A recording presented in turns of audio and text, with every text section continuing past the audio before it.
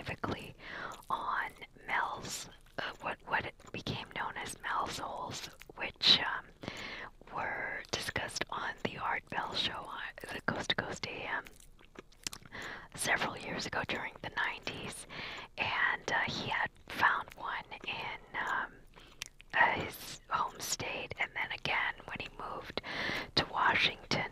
But these mysterious holes have been found all over the world, and last week we just kind of completed his section. The article was a little long, so I decided it was still interesting enough, and I thought I'd read the second part of it for you.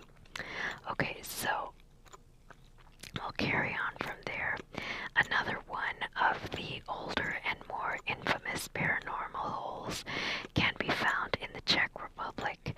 Constructed between 1253 and 1278, the majestic Houska Castle is said to have been built specifically to cover a hole which led straight to hell, said to have spontaneously formed in a limestone cliff and to be a bottomless pit full of tormented souls which would vomit forth all manner of horrific creatures birthed from the underworld. These demonic monstrosities were said to emerge from the hole to fan out across the countryside at night, terrorizing local villages to the point that people were afraid to leave their homes after sunset, and certainly would not go anywhere near the hole even in daylight. Such was the ominous reputation of the hole that prisoners were sometimes thrown into the pit as punishment, with the caveat that they would be released if they could climb back out. Not many did, and even when they did, there were strange tales surrounding their reemergence. In one story, a prisoner who had been thrown into the hole began screaming with such abject terror that he was hoisted back out to find that he had aged 30 years within moments. The persistent tales of marauding demons and dark forces at work within the malevolent hole, as well as the growing panic of villagers in the area, is said to have prompted construction of Houska Castle in an effort to block the gateway.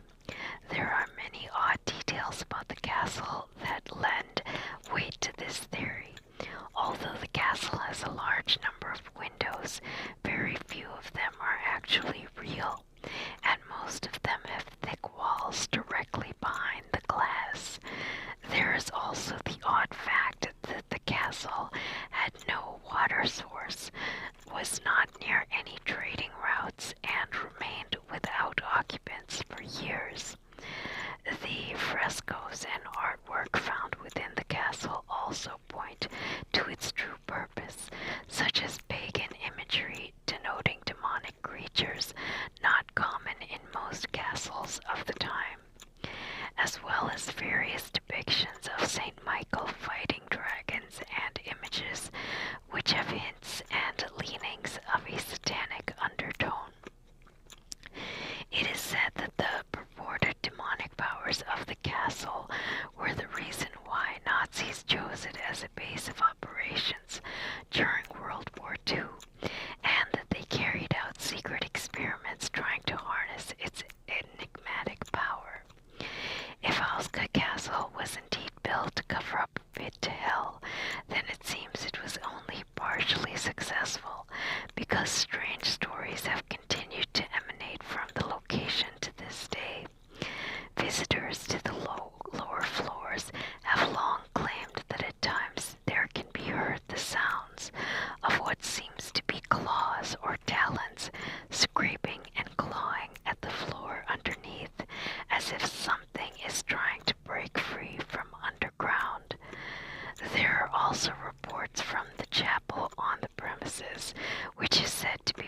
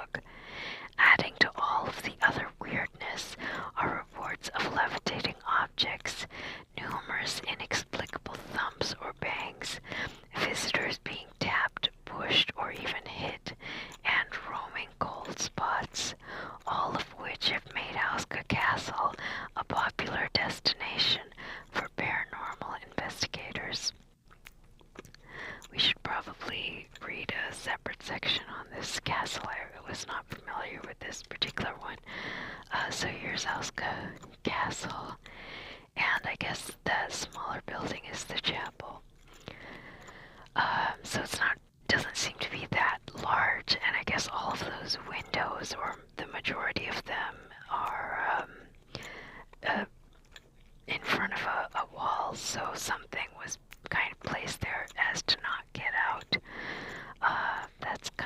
That's really interesting, actually. One curious case of the strange, possibly demonic portal in the earth of some sort allegedly occurred in 1947 at St. Bartholomew's Church in Yelverton, South Devon, England. At the time, a Reverend Alfred Biles was serving as the vicar of the church, and he would say that one day he had been walking about in the courtyard when he noticed a gaping pit planted right in the middle of the pathway that led up to the church proper. He claimed that he entered the church for just a moment to fetch his wife to take a look, and when he came out again it had inexplicably grown in size. Peering into it, they could see no bottom to the hole, and a rock thrown in hid some sort of stonework on the side that looked like a man-made wall.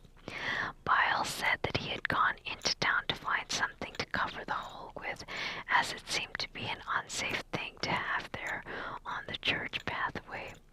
And while he was looking around, he invited a local builder to come with them to see it for himself. However, when they arrived, the hole was apparently gone, with no scar in the earth, the grass all back to where it was, and no sign whatsoever that a yawning maw in the earth with walls within it had ever been there at all. Biles would write of the incident decades later in a letter to the magazine Reports and Transaction of the Devonshire Association in 1975, and the odd tale attracted the interest of the TV show Arthur C. Clarke's World of Strange Powers, which interviewed him on the phenomenon in 1985. If this strange hole really did exist, then what was it and where did it go? It remains a mystery. So they're just showing another type of hole, like what it might have looked like, but obviously it didn't take any images, photographs, or anything of it. In later years, there have been other stories of strange holes in the earth as well. In 1984, something very strange happened near Grand Coulee Dam in eastern Washington state in the United States. Here, in a secluded wheat field operated by Fred Tim and his sons, was found a huge chunk of earth measuring 10 feet long and 7 feet wide, and weighing several tons that had been cleanly removed from the ground and placed right side up, 73 feet away, to leave a circular hole with smooth vertical walls and an almost perfectly flat bottom behind. It looked almost as if it had been removed with some enormous cookie cutter. The chunk of earth appeared to be completely intact, and there was also found a trail of dirt that had apparently dribbled from the main slab as it had traveled to its displaced location. Scientists were baffled as to what had caused the sudden appearance of this hole, as it was so well formed and the chunk that had been removed so intact. Although there had been a minor earthquake in the region just before the discovery, the temblor was a mere 3.0 on the Richter scale, and it was deemed impossible by geologists that this could have moved that piece of earth and formed that bizarre hole. It was also suggested that a meteorite could have somehow caused it, but the cookie-cutter nature of the hole and the lack of any signs of impact made this unlikely. It also seems that the roots of the plants seem to have been torn rather than cut, suggesting that the enormous block had been lifted by some force. Then it had been moved over to the other ground lot along it, so that it seemed as if some sort of machinery would have been needed to do this, yet there was no sign of anything large enough to have accomplished this.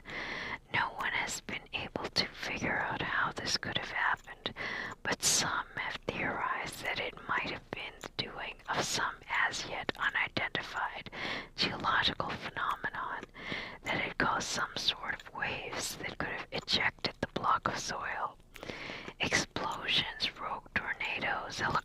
engineers coming in to lift the beast out, all explanations were deemed insufficient to explain what had happened, and scientists are still not sure what to make of it all.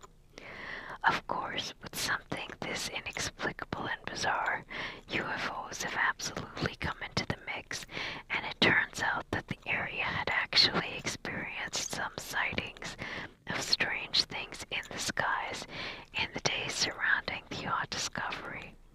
Other reports of this cookie-cutter phenomenon have been recorded in various areas around the world since, but in the end there have been no rational explanations.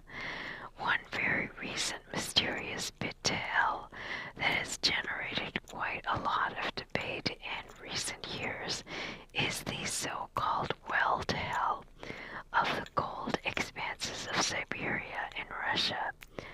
The story goes that a crew of Russian engineers and geologists were drilling an ambitiously deep borehole in the desolate wilds of Siberia, which penetrated up to 14.4 kilometers deep, about 9 miles into the earth, when it broke through some unseen cavern deep down below to reveal something extremely bizarre. When temperature readings were taken from the borehole, they revealed an astonishingly scorching 2,000 degrees Fahrenheit, around 1,100 degrees Celsius, near the bottom. But even stranger still was what they reportedly picked up when they lowered a sensitive heat-resisting microphone designed to hear the sounds of plate movements down into the murk.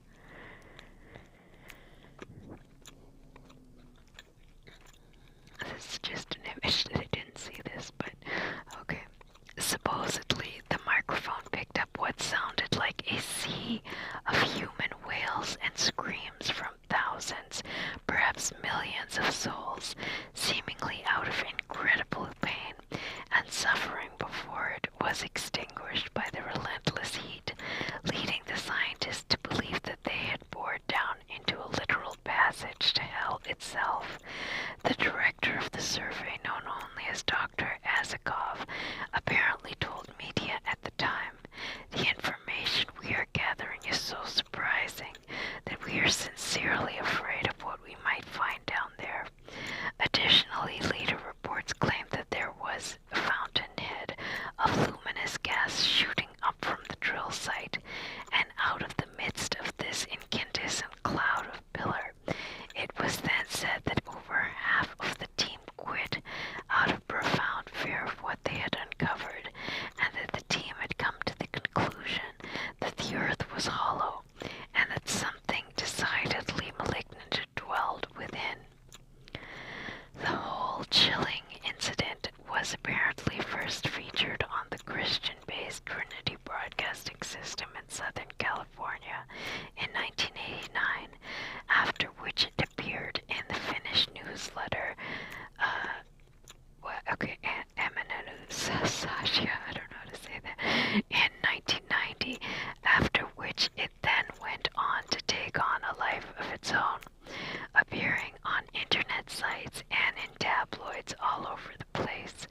The bizarre story eventually ended up featured on an episode of famed paranormal radio show Coast to Coast AM in 2002.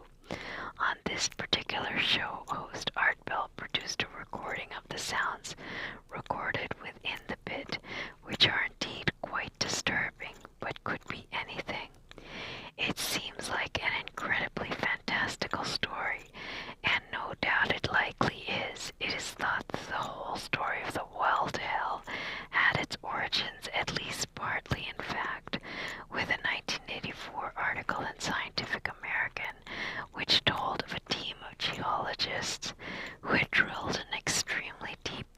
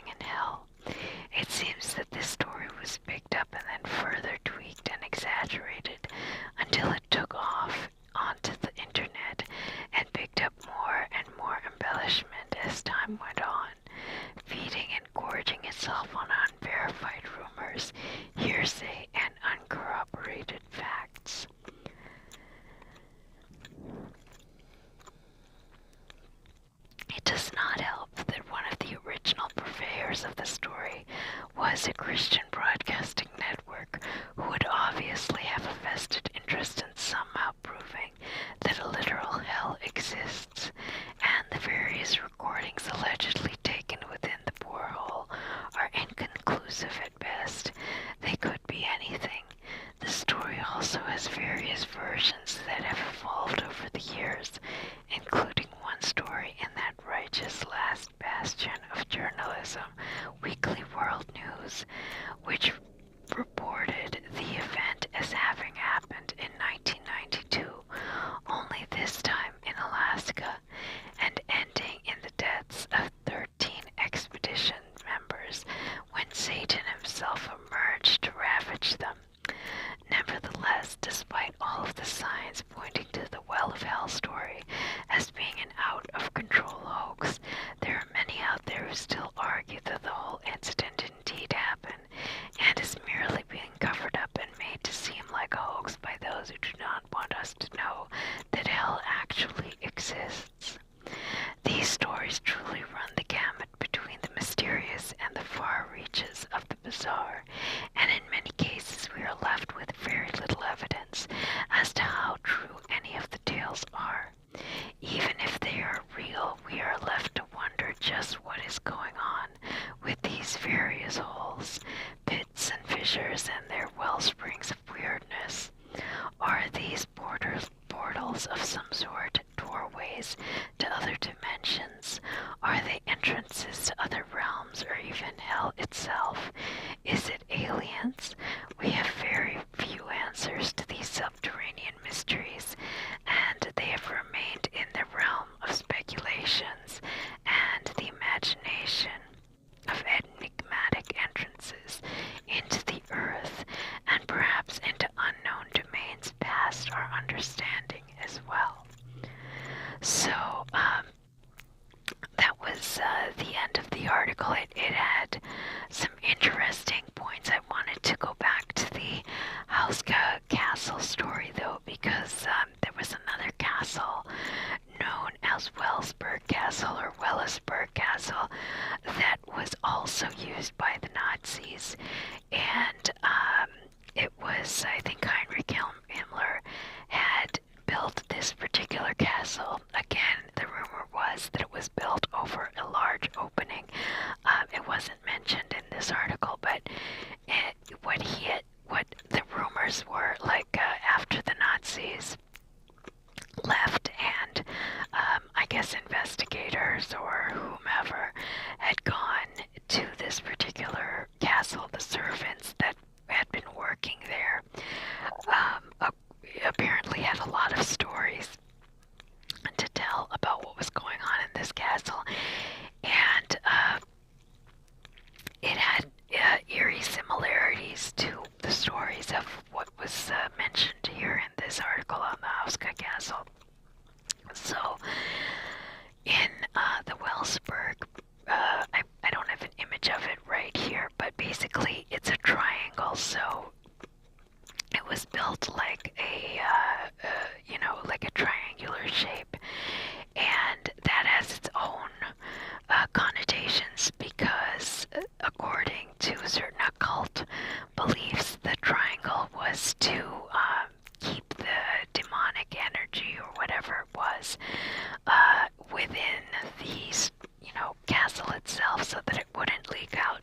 But what's weird is that the Nazis were also interested in a castle, a secondary castle, that apparently had this very large opening. Now, when the investigators had gone in, they found blood residue. There was a certain room that was, according to the servants, the room where they were. Basically, they said that they were making sacrifices, that children were brought in.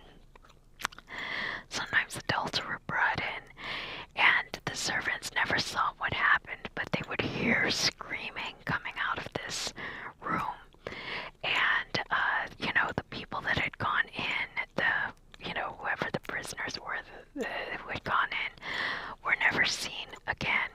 So they knew that they were being killed in some manner, but they didn't exactly know what was going on. So they did find blood residue in that particular room. So it's pretty clear that something, gruesome was happening over there.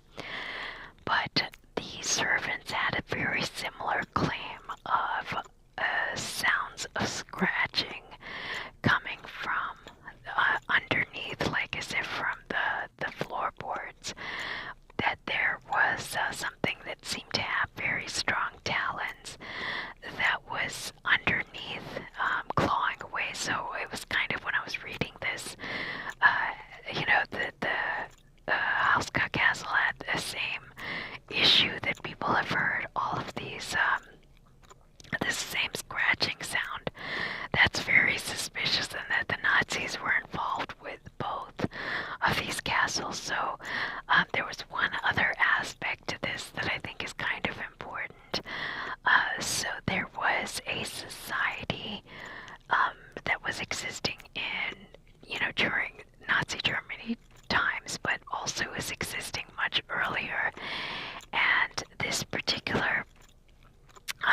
society was known as the Vril Society. They also had another one called the Thule Society. It's spelled Thule. And those two particular groups were believed to harbor some sort of entity that they said was magical, that it was an underground creature.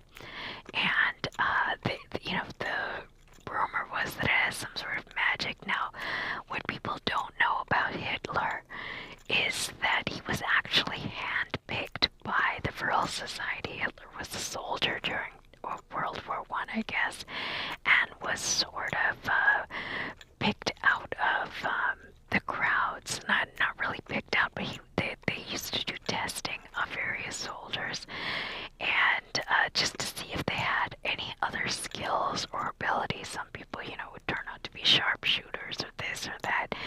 Hitler was an artist, or he wanted to be a painter. But, the skill that they found that he had was an ability for public speaking. And so he was pulled out of his ranks or whatever he was doing and taken to special classes for, learning how to do, the very intense methodology that he had when if you've ever seen the videos of him, trying to rile the crowds up. But this was a particular technique that was developed, in these courses, and they were trying to get a new sort of leader to lead the German people. Now, the key to this, there were several candidates for this, but part of this Vril Society, part of their group, they had apparently these psychics, women like Maria Orsic, and there were a couple of women there, the ladies of Vril or whatever they were called, and they used to grow their hair very long. They said that was a kind of antenna that allowed them to communicate with the other side, etc., etc.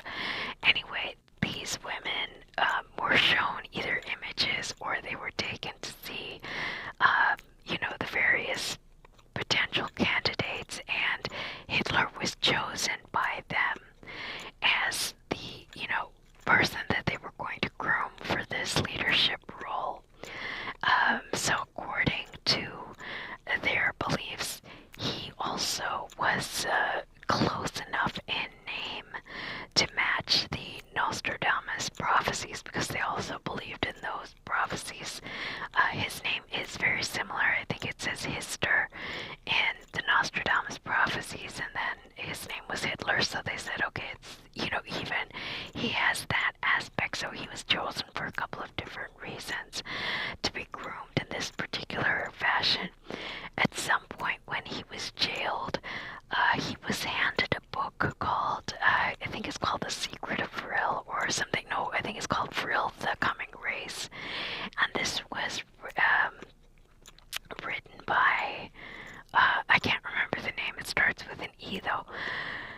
Anyway, this particular book is I guess a science fiction book, but it was written about this particular underground race that had certain abilities and that, was living in this kind of hollow earth situation, that they had previously come from Atlantis or were living on Atlantis, very advanced, and then at the time of the cataclysm when Atlantis went down, they went underground.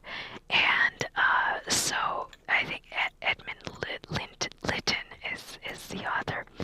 Anyway, he was given this book purposefully because they wanted him to start becoming very interested in this concept. And as soon as he came out of jail, one of the first things he did was went on a mission to search for these underground creatures, and a lot of money, the Nazi money, the money that they were using initially, was in search for these various underground creatures. So the Vril Society, according to their legends and books or whatever they had available, said that part of this,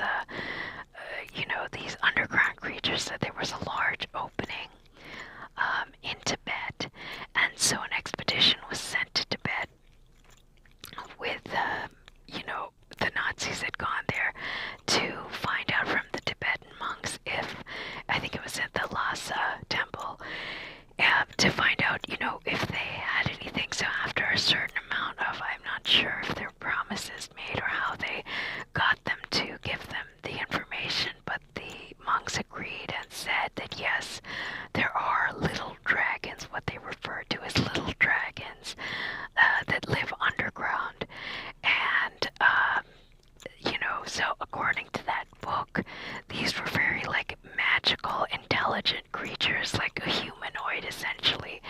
But according to the monks, they said no, they're not like that at all. They are small, like 1 foot tall, and, kind of grotesque in nature, but their magical ability was that they were parasites. They were not, not like a regular animal, but they were able to parasite other animals through parasitic cells that they could release through their spinal cord or something of this nature. They had this ability, and they could even parasite humans, creating a very what do you call it? A human that would then follow orders, almost like what they were referring to as the super soldier or the uber human. So basically, this was someone who would just follow orders to the end, whatever it was, and they could basically become very dangerous, these parasited people. But this was the ability of these particular lizards, so it wasn't, and I don't know that they would necessarily be called lizards. I'm just saying that I'm just using that word. They were referring to them as little dragons, but some sort of a reptilian small creature. So they were not intelligent. They didn't have like a magic. They didn't have equipment. They weren't, using any kind of technology, not like the way that book had described. But they did have a useful ability as far as the Nazis were concerned. They felt that they could use this, if this story is true, if they could create a set of, soldiers that would follow orders to the end, parasited people, essentially. And so that's what this secret rumor, what's called the secret frill, is kind of about. Now, according to the various legends, they have these holes that they are able to climb up from. And if the Nazis had 2 castles that they were interested in specifically because of these holes that were in them, it's very possible that there's some truth to this particular story, as well as this weird phenomenon of the clawing and the talons, because they had claws. They have like 3 prongs or something, 3 fingers with very long nails. These are diggers. They're like small diggers. And so if they were living in the basements of these castles, the servants or whomever else would hear this kind of clawing sound, and they would probably hear a lot of screaming, because these are carnivorous. Even the monks said that they get children and various prisoners or mental patients, I think they said. Not patients, but people who had whatever disabilities that were living off on the roads or whatever, that had been abandoned by their families, that they were feeding these people and children to these creatures. They were carnivorous and were eating humans. This is what they did. So if in these castles, the servants and these other onlookers, people who have come to visit these castles, have very similar stories of people screaming and, clawing, I think it's very possible that there is some sort of underground creature that was being harbored by this particular group and, was of interest to them. Now, the parasiting thing is a whole nother issue, but, they were apparently feeding them because, children as well as prisoners were coming into these castles and not leaving, and there is blood residue in them in the particular rooms that seem to have some kind of underground situation. Again, investigators, whoever does these investigations never investigates fully and actually checks what is underground. Maybe they do and they don't want to talk about it, but it's always like a minimalistic sort of investigation, and then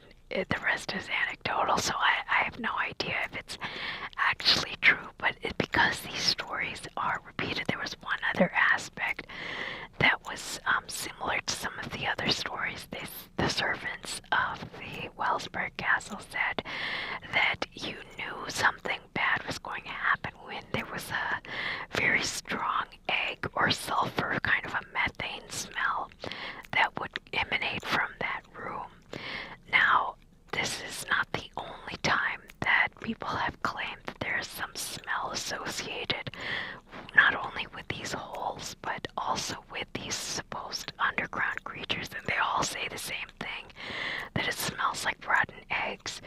The South American legends, they say that the Phil Snyder, if you've ever looked on the internet at stories from Phil Snyder, who was doing government digging, like making these very large underground, for the underground bases, they were digging these large holes, and he came across one of these methane pockets, and he said out popped two very scary, smelly creatures.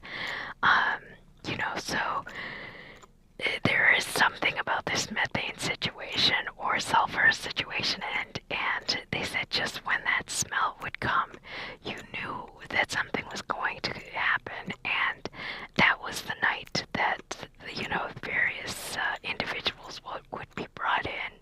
So either the creatures were brought up during that time and the stink was horrendous that was emanating from them, that it was leaking from the room, and that's the night that people were brought in for their feeding, or what the heck was going on.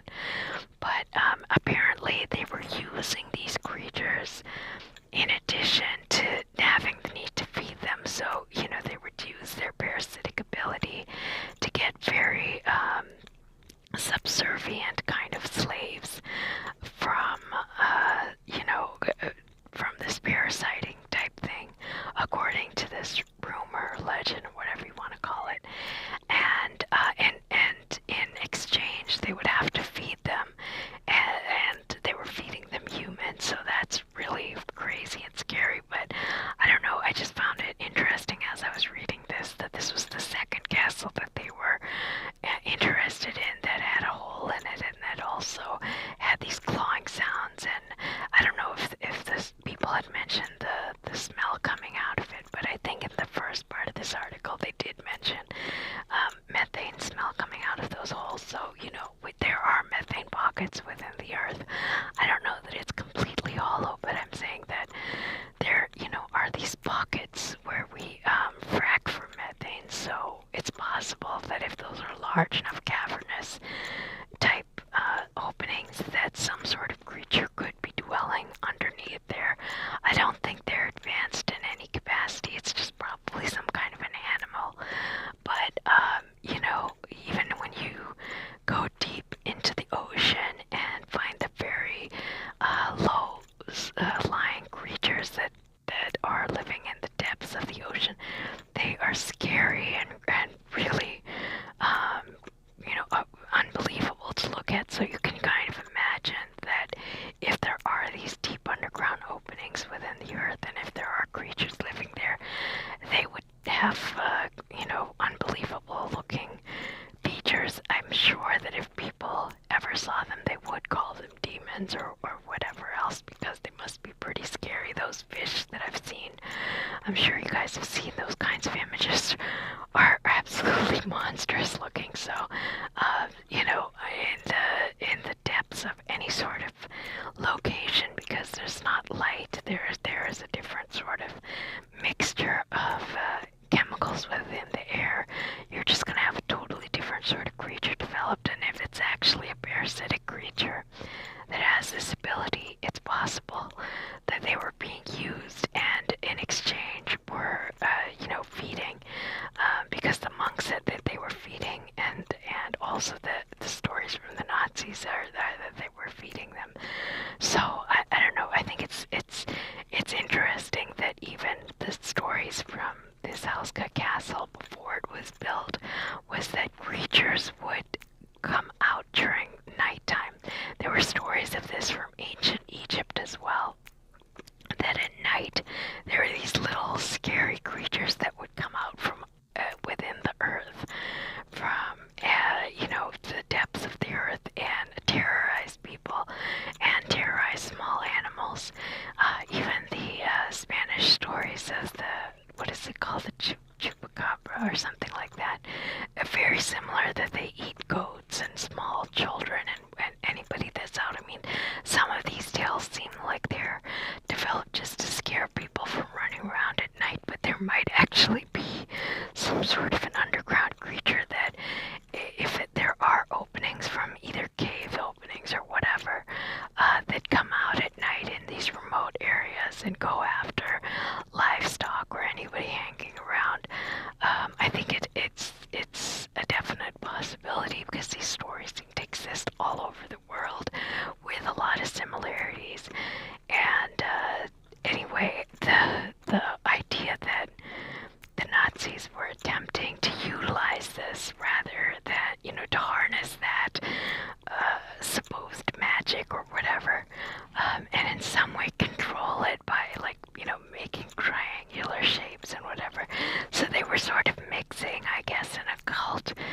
conceptualization, but also this seems to be the actual creatures. They're not like invisible demons or something like that. They seem to be actual physical creatures that I don't know if people are feeding them or what's going on, but something is definitely scary about, these particular openings that are developed. Now, the one about the screaming, the people were hearing all of this yelling and stuff coming from underneath. I've heard the recordings. I've heard at least 3 recordings. It's so difficult to tell whether it's actual human voices or echoes, or there's like a lot of sound. It's almost like thunderous sound. So it's difficult to ascertain what is actually being picked up. The microphones that they send down might be very sensitive, or whatever is going on. It's picking up echoes, and it's very difficult to tell. It doesn't sound like voices necessarily. So you could probably find those on the internet. And they're completely inconclusive as far as I'm concerned. I can understand how a Christian network or any religious group might want to use those to, kind of say that, okay, within the earth are these bits of hell. But, if humans were being thrown into any kind of, something that's like 1100 degrees, or what, I don't remember what the temperature was, but it was like an excessive, they would not be able to scream, and continue to scream, kind of a thing, that this was going on. So they're sort of like, again, mixing in a supernatural or an occultish or whatever idea that, in addition to something that might actually be a physical phenomenon, that there are these pits. I don't think people are in the pits. If people are thrown in the pits, then they would just be extinguished instantly because of the heat. So, if any screaming is happening, it would be on the way down. But, if they actually hit something that hot, they're not going to survive that. And all of the animals that they've sent down in these experiments don't survive it either. So, I think 2 or 3 things are being mixed and exaggerated in some of those stories, and I think that's why it took on the life of being a hoax. But there is apparently something going on with these underground holes and possible creatures. It seems like there is something to that. I'd like more information, on it, or at least enough to say that, okay, look at how many similarities there are already. It seems to be there are a lot of similarities about small creatures coming out at night. They don't come out during the day, and that they have claws, and that they are carnivorous, and that they have a methane smell, and that various places are built over these openings as a means to either, curb their activities, but whoever the owners are of these particular locations do tend to bring people in, and those people never come out. So something is dangerous that's going on. And again, I guess these stories always end up taking an occult nature, but it might not actually be an occult thing. It might literally be like a trade-off that's going on, for either some sort of parasitic type ability that they want to use these creatures for that, and then they have to feed them, or I'm not really sure, but there's definitely something going on. So I thought this Houska one was worth reading about. If I find more information on it, I might do a separate story on that. And the Wellsburg, definitely at some point I might try to combine those two if I find some good articles about it. But anyway, they're definitely kind of similar. Okay guys, so I hope you have a good night, and I will talk to you again